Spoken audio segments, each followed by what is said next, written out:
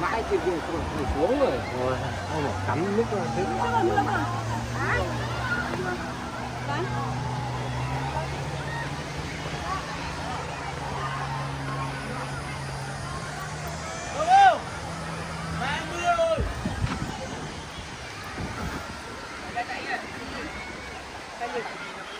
О, короче.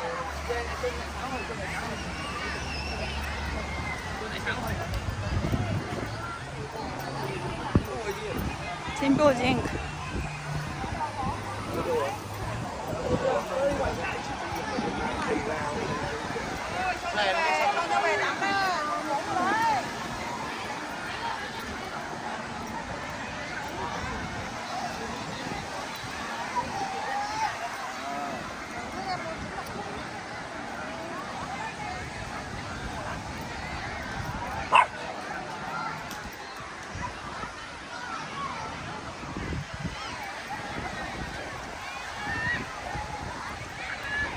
Зеленушка.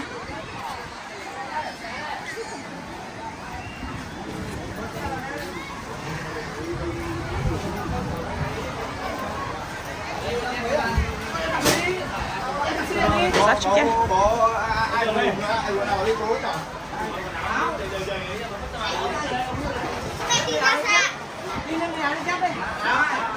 Linh ơi!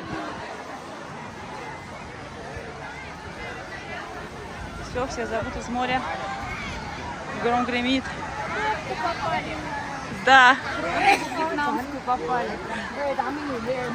Все бегут из моря, гром гремит. Хочет начаться дождь. Все бегут.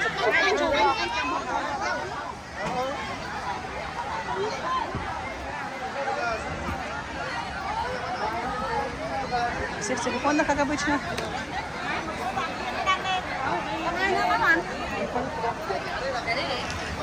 Về nó kịp đầu kệ nó cái thôi, viêm đang làm chưa có được.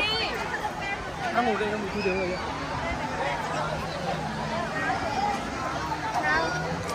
Lại hết cả chân rồi.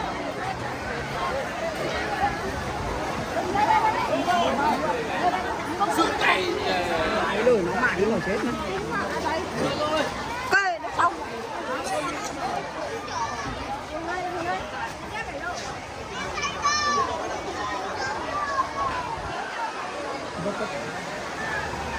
Все, мы в домике. Заходим в наш роскошный отель. Наш азиатский дворец. На ресепшене все-таки баня на женском этаже точно. Ты придем, там не работает. Сейчас посмотрим.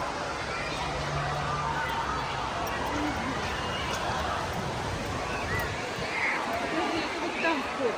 Пойдем.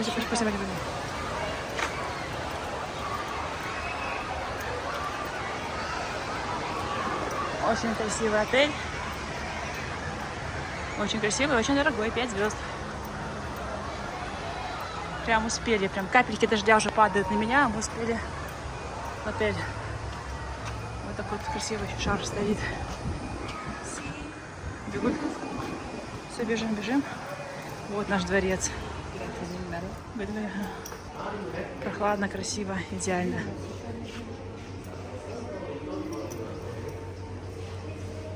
Вот такой вот азиатский рай. Там сейчас поднимемся зря. Не-не.